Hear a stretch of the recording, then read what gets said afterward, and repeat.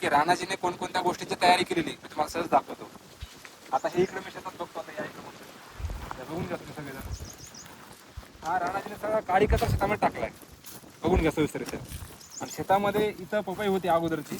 या पपई देखील काय केलं त्यानं डायरेक्टली शेतामध्ये रोटावेटर मारून टाकले. पूर्ण क्रश करून टाकली पपई सुद्धा. पपईचं पीक घेतलं होतं. आणि ह्या शेतामध्ये काळी कचरा पण जुना आपला पहिला बराच. हे मक्याची लेंडरा असतील, बाकी सगळ्या गोष्टी असतील ते बघून घ्या. शेणखत पण आहे थोडंफार टाकलेलं. हे शेणखत मशागत टाकून घेतलं ऑलरेडी जरासं. तर हे पहिलं केलं पाहिजे. याच्या मशागत केली पाहिजे. आणि मशागत केल्यानंतर जे आपण निवासी ट्रेनिंगमध्ये किंवा ऑनलाईन ट्रेनिंगमध्ये फॉर्म्युले शिकलेलो आहोत, शेतामध्ये लागणारे अन्नद्रव्याचे असतील, जीवाणूंचे असतील किंवा अन्य काही गोष्टींचे असतील, काही सेंद्रिय ॲसिडांचे असतील, एन्झाईमचे असतील, ते सगळे तयार केले पाहिजे. आता हे इथं बघा राणाजीने शेतामध्ये काय तयार केले, बेलोरसान तयार केले. एकदा हवा मंडळी हे बघायचा कलर आता एकदा या सविस्तर बघून घ्या कलरचा. हे मस्त तयार झालं. त्याचा इतका भारी सुगंध येतो ना बेलोरसांचा, एकदम जबरदस्त. आता बेलोरसान राणाजी किती तयार केले, हे टाकी किती लिटरची? 200 लिटर. 200 लिटरची. यावर्षी किती लिटर तयार केले? 4 टाक्यात म्हणजे 800 लिटर. हे बघा 4 टाक्या बघून घ्या मंडळी. इकडे 1 2, पलीकडे 3, याचा रंग बघा. रंग बघा मंडळी एकदम जबरदस्त. हे तयार झालेली वाटत. ही आधीची टाकी सुरुवातीची. ही ताजी दिसली एकदम. ते बघा बेलाचा फळाचा घर. त्याला आणखीन बारीक करता आलं असं चक्क अजून बारीक करून टाकलं पाहिजे, लवकर तयार होतं. थोडं राहील थोडं भारी. आता पण एकदम मस्त झालं. त्या 4 टाक्या नुसत्या बेलवरसांच्या केल्यात मंडळी. म्हणजे किती लिटर केलं तयार? 800 लिटर नुसतं बेलवरसान तयार केलंय. 800 लिटर. आता बेलवरसानंतर तुम्हाला आणखीन दाखवतो काही गोष्टी. आता राणाच्या शेतामध्ये मका लावलाय. मक्यासाठी आता त्यांनी काय तयार केले, जीवामृत तयार केले. बघून घ्या. जीवामृत किती टाकले? आज टाकले. म्हणजे हे बघा शेणाचं आपलं गाठोडं, बाकी सगळं जीवामृत सगळ्या गोष्टीमध्ये मिसळलेलं आहे. त्याच आता तयार होईल 4-5 दिवसामध्ये मस्तपैकी. आणि एक बहुतेक तयार झालेली पण टाकी आहे वाटते ना. म्हणजे बघा मंडळी एक टाकी इकडे तयार झालेली आहे आणि दुसरी टाकी लगेच त्याने काय केली, तयार करायला टाकलेली आहे. आणि अजून पण बाकीच्या टाक्या पण तयार करतोय तो आता. हे तयार झालेलं जीवामृत आहे. हे बघून घ्या, लगेच कळतं तुम्हाला ताबडतोब. आता शेणाचं गाठोड सुद्धा त्यानं आता काढून टाकलं बाजूला. एकदम तयार झाले मस्तपैकी. बघून घ्या.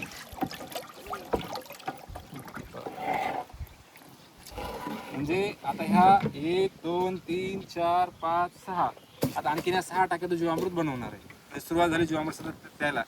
आता अजून काय काय बनवलं पण सहजरित्या बघू या जरा इकडे. म्हणजे तयारी कशी विषम शेतीची करायची उन्हाळ्यामध्ये. ज्यानं उन्हाळ्यात चांगली तयारी केली त्याचा पावसाळा हिवाळा एकदम जोरदार जातो. पिकं देखील कसे येतात, एकदम उत्तम येतात. तयारी फार महत्वाची. या इकडे दाखवतो आता.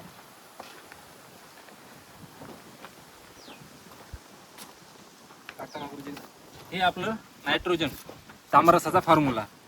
2 तांब्याचे भांडे राहण्याच्याकडे हे कंटिन्यू सुरू असतात शेतामध्ये. काही ना काही तो टाकत राहतो. हे बघून घ्या म्हणजे हे ताम्ररस.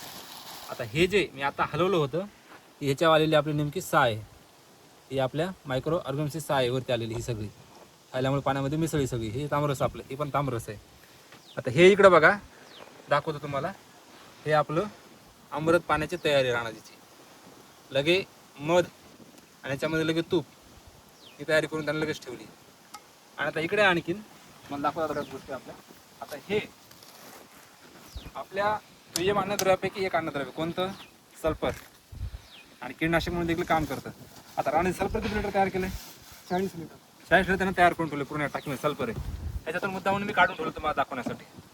आता हे इकडे बघा निमार्क आहे. निमार्क आहे मंडळी. काय आता हे निमार्क आहे बघून घ्या. हे बघा निमार्क. निमार्क देखील तयार आहे. हे किती लिटर टाकी आहे? 20 लिटर असेल. 20 लिटर असेल निमार्क, बरोबर आहे. आणि आपलं जे प्राचीन ग्रंथांमधलं आपण सांगतो काय कुनब जेल, तर कुनब जेल देखील मंडळी ह्याच्यात बनवलं त्याने. त्याला हलून दाखवा. जे माशांचं कुनब जेल असतं आपलं सगळ्यात भारी एकदम जबरदस्त रिझल्ट देतं ते कुनब जेल आपलं. बघून घ्या एकदा. आता ह्याला आणखी तयार व्हायला काही दिवस आहेत. म्हणजे आणखी थोडं घट्ट लागतं ते. माश्या विरघळल्या मधामधल्या ते साधारणपणे आणखी 20-25 दिवसांमध्ये तयार होऊन जाईल चांगलं. 3 ते 3.5 महिने झाले हा मासे टाकायला. मासे आणि गुळ. गोड. आणि हे मागच्या वर्षीच आहे, ते दाखवा जरा. म्हणजे मागच्या वर्षी पण शिल्लक आणखी. मागच्या वर्षीचं शिल्लक आहे आपल्याकडे. क्या बात आहे. जवळपास 15 ते 20 लिटर असेल.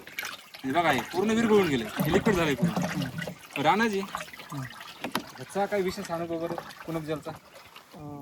याची मी फवारणी घेतली होती आपल्या केळीच्या शेतावर, हां केळीच्या झाडांवर. हां तर केळीची जी साईज आहे हां ती साईज जसं रासायनिक फवारणी घेतो आपण, हां GA वापरतो, जिब्रेलिक ॲसिड, हां. तर त्याच्यापेक्षा चांगले रिझल्ट याचे मिळाले आहेत. कसे नेमके? केळीची साईज ही वाढलेली दिसते आणि केळं हे फुगतं. फक्त डायरेक्ट हो, साईज वाढते याची. GA पेक्षा चांगले रिझल्ट आहे जिब्रेलिक पेक्षा. एकदम जबरदस्त गोष्ट. आता हे ह्याच्यात काय आणखी राणाजी? त्याच्यात मागच्या वर्षीचं बिलवरस आहे. मागच्या वर्षीचा हो, मागच्या किती लिटर वर्षी. शिल्लक आहे? ते 15 ते 20 लिटर असेल. अजून शिल्लक आहे मागच्या वर्षी. हो. हे बघा मंडळी, आणखीन बेल फळं त्याच्याकडे शिल्लक आहेत राणाजीकडे. आता लोक म्हणतात की माऊली बेलाची फळच भेटत नाहीत, बेलाची फळच भेटत नाहीत, काय करावं? शोधणाऱ्याला देव पण सापडतो. बेलाची फळं तर लांबच राहिली. आणि जर बेलाची फळं भेटतच नसतील तर आपल्या बांधावरती 3-4 बेलाची फळाची झाडं लावली पाहिजे. तेवढंच पुण्यपत्रात भेटते. आपले शिवपुराण कथाकार देखील सांगतात बरेच जण की बेलाची फळं लावा, पुण्य भरपूर भेटतं, झाडं लावा, ती लावली पाहिजे. लक्षात ठेवा. ते तिकडं तो ढीक पडलाय राणाजीचा. कशाचा? बेलवरसान केलेलाचा. आता हे सहज बघा, मी एक बेलफळाचं कवटी टर्पल एक हातात घेतलंय. म्हणजे बेलफळ केवढं असेल अंदाज लावा तुम्ही आता. जबरदस्त एकदम. हे बघा असे लहान मोठे सगळे त्यांनी बेलफळ शोधू आणले ते ठिकाणावर. बेलफळाचा रस्ता मंडळी. आत्ता राणाजीच्या शेतामध्ये त्याचं मशागत केलेली, पूर्ण काडी कचरा टाकलेला आहे, शेण थोडंफार टाकलेलं आहे, परत बेलवरसान तयार केले, जीवामृत तयार आहे, अमृत पाण्याची तयारी आहे, नायट्रोजन तयार आहे, परत कुणबजल तयार आहे, जडाम सल्फर तयार आहे, आपलं निमार्क तयार आहे. आता मला वाटतं रामबाण राहिले आणि भीमटॉनिक राहिले. 2 गोष्टी राहिल्यात. भीमटॉनिक प्राचीन आता ते एक राहिले. या सगळ्या गोष्टी तयार आहेत त्याच्याकडे. आणि आणखीन एक विषय सांगतो, मी जे सांगतो ना कुणबजल प्राचीन गणितामधलं आपलं विविध पद्धतीने बनवू शकतो. आणि आणखीन एक पद्धत वापरली. कोणती? घरी गायी आहेत काही, तर गाय एक वेली जनली, त्याचा जो जार जो आहे, जाराच त्याने लगेच कुणबजल बनवून टाकली. ते बघा मंडळी, लगेच सगळं विरघळून गेला सगळा जार. हे बघा पाणी झालं पूर्ण. म्हणजे लोकांना काय वाटतं ना की विषम शेती करणं म्हणजे फार अवघड आहे. काही अवघड नाहीये. ही जी तयारी आहे उन्हाळ्यात करायची तयारी आहे. आता फॉस्फरससाठी तुम्ही काय केले? रॉक फॉस्फेट आहे आपलं मागवलेलं आहे घरी, भरपूर आहे घरी. रॉक फॉस्फेट देखील आहे घरी. त्यात कॅल्शियम आलं, थोडंफार सिलिका पण आलं आणि मॅग्नेशियम फेरस पण आलं. म्हणजे ही सगळी तयारी त्यांना अन्नद्रव्यांची, जीवाणूंची, विविध कल्चरची पहिलेच तयारी करून ठेवली आहे. काडीकचरा मिसळात टाकलाय. अशी तयारी केली. रामबाण निमार्क रामसर देखील बनवून ठेवलं. रोगांसाठी काही गोष्टी तयार करून ठेवल्या. राणे आणखीन एक केलंय, ते ट्रॅप देखील लावले वाटते. हो.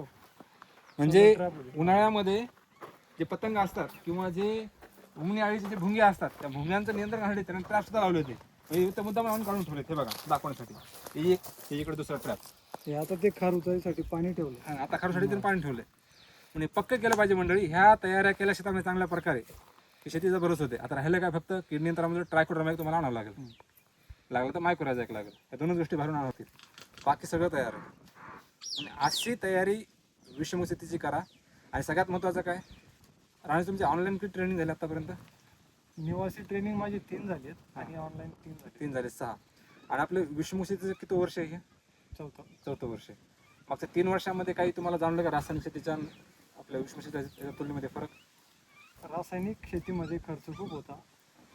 वारंवार रासायनिक जी खतं आणि फवारणी ही वारंवार आणावी लागायची. पण आपण जी पूर्वतयारी विषमुक्त शेतीमध्ये करतो ती आपण उन्हाळ्यातच करून ठेवतो.